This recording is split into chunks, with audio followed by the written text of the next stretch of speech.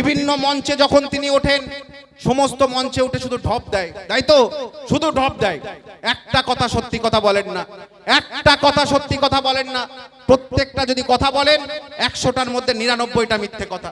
এমন একটা মানুষ তিনি।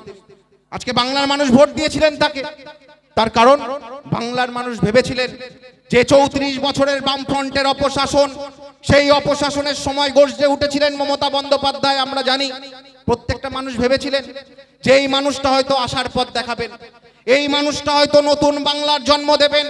কিন্তু বন্ধু, আজকে 34 বছরের বামফ্রন্টের অপশাসন গেছে ঠিকই, কিন্তু এই 11 বছরের শাসনে 40 বছরকে অতিক্রম করেছে এই মমতা ব্যানার্জির অপদার্থ অপশাসন।